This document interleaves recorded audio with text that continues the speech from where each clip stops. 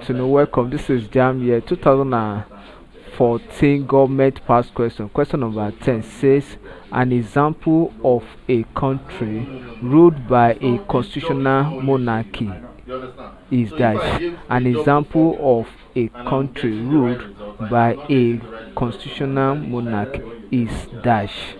That means when we talk of a constitutional monarch, it means that a a a monarchy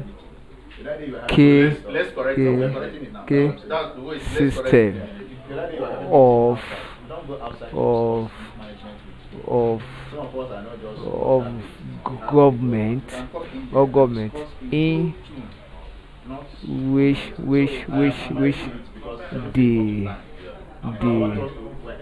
the king or or queen rules in line with the constitution of the land. So the country that still practice constitutional monarchy is A.